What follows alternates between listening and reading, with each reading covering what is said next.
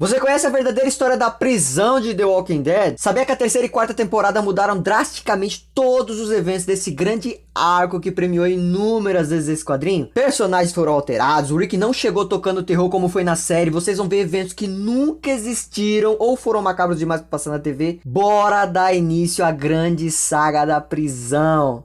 Seja muito bem-vindo ao HQJ, meu nome é John e a capa do volume 3 é com o Tyrese, a Andrea e nosso amado Rick lutando contra um grupo de fedorentas. Bonito, né? Eu achei que ficou faltando só um tchan nesse fundo branco aí, mas ficou legal o contraste. Ansiosos pra história, chegamos da prisão, velho, comemora, comemora, comemora! Lembrando que as alterações de imagem e fala foi pra preservar o original, então chega de enrolação e bora logo pra história. Resumão do último vídeo. Rick foi pra uma fazenda com o Carl pra retirar o projeto do ombro do menino junto com o cara que atirou, o grupo veio atrás, lá conhecemos Rush, um fazendeiro barra veterinário e toda a família Green. Carl se recuperou, ganhou beijo. Maggie, filha do Rush, se engraçou com o entregador de pizza de Atlanta. Tyrese só de olho na Julie e no Chris. Rick descobriu que o Rush mantinha mortos no celeiro, rolou desentendimento, mas fizeram as pazes. Allen tá nem pra lá nem pra cá, Carol tá no romance com Tyrese, um morto apareceu na fazenda, levaram pro celeiro. Deu ruim, 2 filhos do Rush morreu, 3 se você considerar que um deles já tava morto dentro do celeiro. Chris e Julie estavam armando uma conspiração que ninguém sabe o que é, Dale se declarou. A China foi pega no meio do fogo cruzado com a Maggie. Rush discutiu de forma amigável sobre o grupo deixar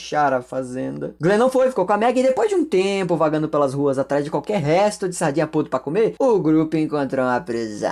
E esse capítulo começa com a chegada do grupo na prisão, que de boas-vindas já tá com a porta da frente toda escancarada. Eles descem do trailer, fazer aquela análise rápida do lugar. O povo tá tudo com fome, fedendo, cabelo ceboso, e a ideia foi bem simples. O portão da prisão é super pesado, então junta um povo pra arrastar, e aí de certa forma eles vão ficar trancados, porque se precisou de 4 caras pra vejar, imagina se o zumbi conseguiria abrir. O Chris e a Julie vão ficar no trailer cuidando das crianças, enquanto o Allen fica no teto vigiando. Já o resto do grupo foi dar uma volta ali, aquela parte cercada de... tipo, tem 2 cercas, sabe? Uma separando a parte de fora e outra da parte de dentro. E aí o grupo foi dar um rolê nesse meio aí pra ver se tava tudo certo com as grades. Com exceção do Tyrese, o Rick e a Andrea, que foram pra linha de frente com os mortos. Falando na Andrea, ela já é a melhor atiradora do grupo. Eu nem falei isso no outro vídeo, mas ela é quem tá ali na linha de frente com o Tyrese, o Rick, né? Quando o negócio tava apertando na estrada. Já tá deixando sua marca, né? Aqui não tem muito o que dizer. É tiro, machado, martelo, Andrea salvando o Rick e a prisão tá tomada. Não, pô, é zoeira, não é tão fácil assim. Aparece um monte de andarilho que tava lá do lado de dentro. E a galera senta o dedo. Até o momento eles estavam evitando as armas de fogo pra controlar a quantidade. Não vinha muito de uma vez. Mas quando surge essa pancada de mortos, fica complicado o combate corpo a corpo, né? E o tiro virou opção. Só que o grupo não tinha muita munição. Então a Andrea volta correndo pro trailer, pega a munição e volta pra prisão. Já aproveitando pra comentar que no trailer tá bem tranquilo comparado lá fora, claro. O Chris tá com a Julie, de olho nos gêmeos, no Carl, na Sofia. E ele meio que tá revoltado ali. Porque ele queria estar lá fora ajudando. Até grita ali com o coitado do Carl, cara. Ele tem aquele selo de personagem marrom, sabe? De personagem chato, igual o Allen. A diferença é que o Allen ficou zoado depois da dona. Antes disso, meio que a presença dele ali, tanto faz, né? Esse moleque não, cara. Desde o primeiro momento ele... cara, não,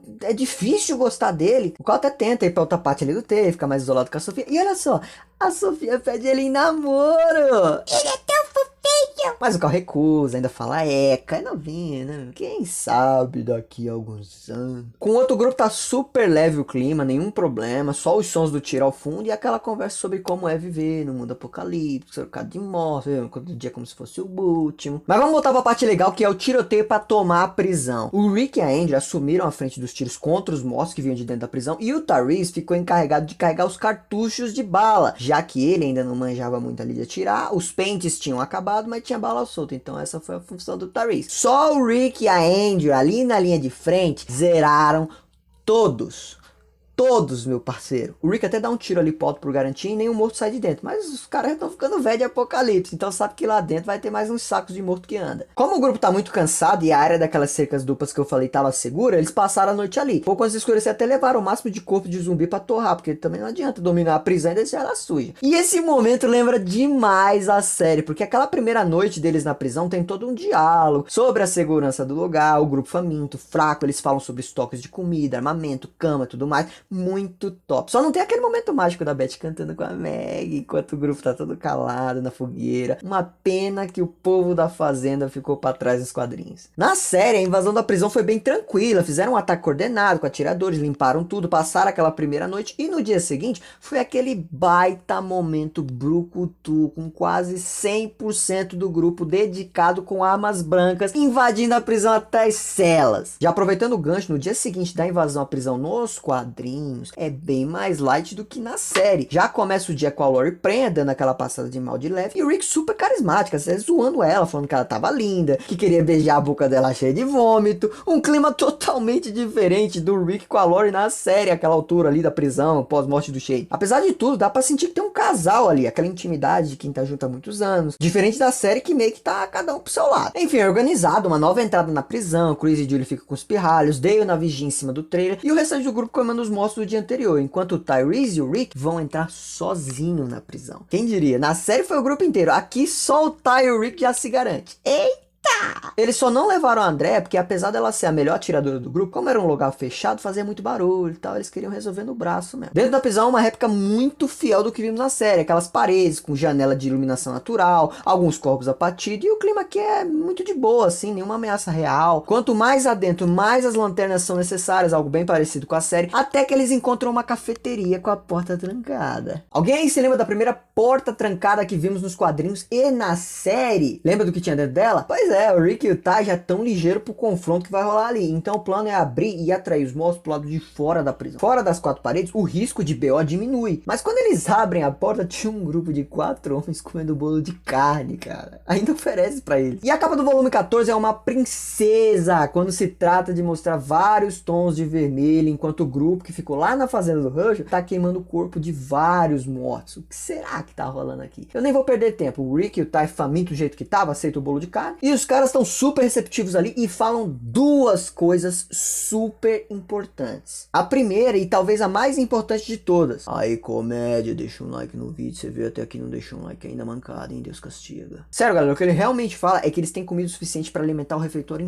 inteiro, só de bolo de carne, fora o resto das comidas que eles tinham. Nossa, mas isso aqui agora já é ouro, né? Ganharam na loteria. Isso aqui, meu, os caras estavam semanas sem comer na estrada. Na série, o BO é tão grande, eles invadem a prisão, conseguem uma parte segura, mas quando eles foram mais pra dentro, o Herschel, que diferente dos quadrinhos, tava na invasão da prisão, acabou sendo mordido. Teve toda uma correria, eles acabaram dentro da cafeteria de encontrar alguns prisioneiros, um deles até armado. Ainda arrancaram a perna mordida do Herschel na frente deles, clima hostil demais. Você tá maluco, a prisão em si é muito hostil nesse começo, né? Escuro, tenso, parece que a qualquer momento alguém vai se ferrar. Já nos quadrinhos é uma parada um pouco mais leve, eles só invadem mesmo, resolvem quase tudo no braço, arma. Encontram os caras de boa, com um estoque de comida que eles afirmam ser gigante. Mas será que é mesmo? Galera, isso é muito importante, eu tenho que alertar vocês. Até esse momento, a relação de The Walking Dead série e quadrinhos é ali mesma linha, sendo a série superior aos meus olhos. Porém, é exatamente nesse ponto da história que começa a mudar demais. Talvez seja esse o ponto que divide fãs ali de série e quadrinhos. A série ainda segue algumas linhas de raciocínio dos quadrinhos com o decorrer das temporadas. Alguns eventos foram adaptados, criaram algumas tramas, trocaram ordem, personagens. Outros momentos se perderam completamente. Alguns foram criados do zero, mas o quadrinho, a história em si é outra pegada. Vocês já vão ver isso com a trama desse pessoal da cafeteria, que vai ser totalmente diferente do que vimos com os prisioneiros encontrados na série. Meu, lá no episódio 2 ou 3 da terceira temporada, já éramos apresentados a esse meliante que foi o carrasco do grupo em 2 temporadas. E só pra vocês terem ideia, eu vou levar mais uns 3 vídeos só pra chegar na história dele. Muita coisa vai rolar ainda. O arco da prisão é extenso. Por isso que tem uma galera aí que odeia de paixão a terceira temporada. Foi ela que fez eu parar de assistir, mas conforme as coisas forem se desenrolando, eu vou falando mais. Bom, o grupo todo entra na prisão, ainda naquele clima de paz, começa a fazer aquele pratão de pedreiro que fez hora extra, e um dos caras se aproxima. Vem cá, meu querido, parece que vocês não comem tem um tempão. Como é que tá as coisas lá fora? Nós todos aqui tudinho tinha uma TV de 5 polegadas, vimos as coisas indo pro ralo, saindo do controle e tudo mais, mas estamos presos aqui desde então. Dá uma mão, nós estamos leigo aí de atualidades pro Enem. Rick explica ali que o governo foi pro ralo, até o exército sumiu, os mortos se levantaram, blá blá blá, algo ali na linha do que rolou na série, só que sem a parte hostil, e os manos dos quadrinhos são um pouco menos tapados. Impressionante como até esse momento a série só acertou, melhorou em tudo, pegaram tudo que era legal e deu um plus. Só que no meio dessa explicação aí o Rick perguntou, oh, por curiosidade, vocês são policiais, né? Que o careca já acha engraçado. E aí o clima começa a ficar estranho. O Lord já percebe e toma a frente. Esses mano é coordenado. Fala aí o que vocês fez. Fraude, assalto, drogas, assassinato. E aí o grupo fica com aquela cara de Day. Atenção, o assassinato que o cara cometeu foi contra a esposa dele e o namorado dela. Acho que só isso já se explica, não preciso ficar entrando em detalhe. O Mano de Caixinhas até fala que o apocalipse começou por culpa dele. É sério isso, meu. Esse cara começou o apocalipse de The Walking Dead. Escuta isso que vocês vão surtar. Ele tinha sido preso de novo e queria ficar limpo das drogas. Então ele pediu com todas as forças a Deus para limpar ele. No dia seguinte, as notícias dos mortos começaram e ele ficou limpo. Realmente. Culpado. E você sabe qual foi a história de como a prisão caiu no começo do surto dos quadrinhos de The Walking Dead? Os guardas começaram a abandonar a prisão e zumbis surgiram, até mesmo dentro das celas, já levando a entender que muitos foram sacrificados pelos guardas, vamos dizer assim. Não é necessariamente uma mordida que te deixa infectado em The Walking Dead, já eu falo mais sobre isso. A essa altura a prisão já estava sendo tomada pelos mortos e os guardas que sobraram libertaram os prisioneiros, provavelmente para tentar fazer uma espécie de barreira de carne humana, tipo um escudo, sabe? E conseguirem sair da prisão. Foi mais ou menos isso que rolou. Os prisioneiros foram correndo em grupos com os guardas, né? Abrindo caminho entre os mortos. Vários foram mordidos. E antes de chegar à saída, somente 4 prisioneiros sobreviveram. O Dexter, o Axel, o Andrew e o Thomas. Mas antes de deixar a prisão, foram presos pelos mesmos guardas que soltaram ele. E aí os caras foram presos na cafeteria e ficaram lá, entendeu? Essa porta aí só foi aberta de novo quando o Rick apareceu com a Therese. Ficaram aguardando. O Dexter até fala que pode apresentar a prisão pro Rick. Ele aceita fazer um turno pelo lugar, mantendo o pé atrás com o cara até leva o Dale. E realmente os caras tinham uma despensa gigantesca. Ele também tinha uma sala exclusiva para as necessidades, igual na série. O freezer da prisão era inútil quando a energia acabou. Então era lá, né? Eles jogavam o chocolate lá. Delícia. Eles vão ali em direção ao ginásio. O Dexter até pede uma arma. O Rick tem a sensata decisão de não entregar uma arma pro detento e fala que se ele for um bom homem, ele não vai se importar de provar. O Dexter rebate ele, falando que não sabe se o Rick é um bom homem. E o clima é meio suado mesmo. No ginásio a porta tava trancada, numerado de mortos, que era o que eu achei que teria na cafeteria a primeira vez que eu li. Eles fecham, resolvem mexer com isso depois, descobrem a garagem, chuveiro, lavanderia, as celas do bloco C, que é o bloco que eles invadiram. O bloco A e B, ninguém foi lá ainda, então podemos dizer que os mortos vivem lá. Apesar do clima tenso com o Dexter, até que tá tudo bem calmo, tranquilo. O cara parece ser uma boa pessoa, mas vai saber, né? Bora deixar o pé atrás. E lembra o que rolou no último vídeo, quando o clima ficou calmo e tranquilo? Só uma observação. Antes do final do dia, quando o grupo se organiza para dormir nas celas, ali no piso superior, enquanto os detentos ficam no inferior, rola uma discussão entre o Tyrese e o Rick, porque o Rick quer voltar na fazenda para trazer a galera de lá, enquanto tá praticamente todo mundo discordando, alegando que o Rush é louco. Não dá para culpar eles, e o motivo do Rick querer isso não é só porque ele é bonzinho, mas com a ajuda do pessoal da fazenda, limpar a prisão seria muito mais fácil. Até porque com a prisão limpa, eles poderiam abrigar outros sobreviventes que trombassem por ali, né, já que o lugar é imenso. Olha o Rick já com umas ideias meio tortas. Não tá na hora disso ainda, meu menino. Mas o principal motivo é justamente porque o Herschel é um fazendeiro. E montar uma plantação ali na prisão seria basicamente comida infinita. Aí a gente já começa a falar de uma base sustentável. Apesar do pessoal não concordar com o Rick, ele pede pra confiar nele e no dia seguinte ele volta na fazenda com o Dale. Lá o Herschel tá fazendo um churrasco com uma penca de mortos. E pra vocês entenderem, ainda lá no volume 6, após a morte do Jim, o inverno chegou e foi ficando cada vez mais intenso. Quando eles chegaram na fazenda, já tava melhorando muito o clima, tanto é que a Patricia e o Watts tinham planos de irem pra Atlanta. Foi o grupo do Rick que falou que lá já tava BO. E por que eu tô falando tudo isso? Ao que parece, os zumbis ficam mais lentos que o normal no frio, ou pelo menos é isso que o pessoal conclui. E a essa altura da história, o inverno já tava chegando no final, então a galera ali da fazenda tava recebendo muitos ataques, assim, o negócio tava ficando frequente, diferente da época que o Rick tava ali, que ainda tava no final ali do inverno. A recepção do Rick é super tranquila, embora o clima pareça tenso, foi tudo de boa. O Rick explica que venceu na vida, é dono de uma prisão federal, que lá tem comida de sobra, carro, ferramenta, espaço para plantar, faz todo o seu marketing ali. E o Herschel concorda em ir de boa, sem resistência nem nada. Bacana que aqui ele teve a opção, né? Na série, invadiram a fazenda, ele foi forçado a abandonar o lugar e quando a prisão apareceu, foi tipo, caramba, finalmente um lugar para dormir. Quando eles voltam para a prisão, o Tyrese passou o dia limpando o bloco C e certificando o perímetro com o resto do grupo. Só ficou faltando mesmo o ginásio que eles deixaram trancado, porque o amontoado de moto tava grande. E olha, vale ressaltar que o Axel e o Thomas deram uma mão para arrastar os corpos para queimar e levaram as coisas do trailer para a prisão, enquanto Andrew e o Dexter ficaram de boa na cela. Já tá se formando aquela amizade, inimizade. Alguns do grupo não estão nada à vontade com os prisioneiros, mas eu acho que eu nem preciso dizer isso. Uma dessas é a Lori, que na hora que o Rick volta já começa a gritar com ele, que quer os caras fora, dá todo aquele show ali, depois cai no choro, pede desculpa, abraça ele e ele fica zoando ela, falando dos hormônios da gravidez. É muito bom ver essa interação do Rick com a Lori nos quadrinhos, algo que passou longe, mas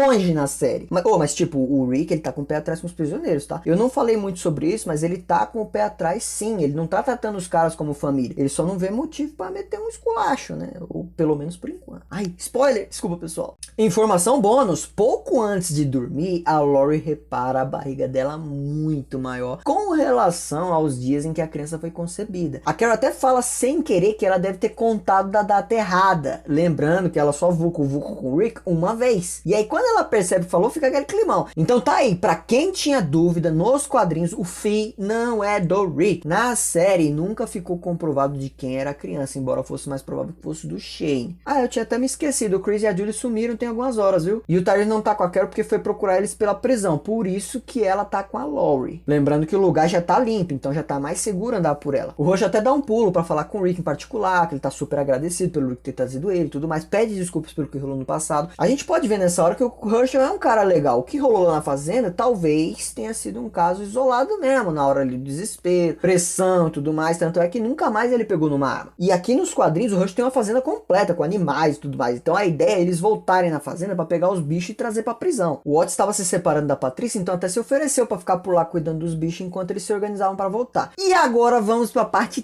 tensa desse quadrinho. Talvez a mais tensa até o momento. Eu botei até uma tarja ali na Julie, porque, né, se olhando a imagem você já entende. Lembra que os pirralhos tinham sumido? Dessa vez eles conseguiram fazer. E estão ali conversando. Ai, foi legal, doeu um pouco, mas foi legal, não sei o quê.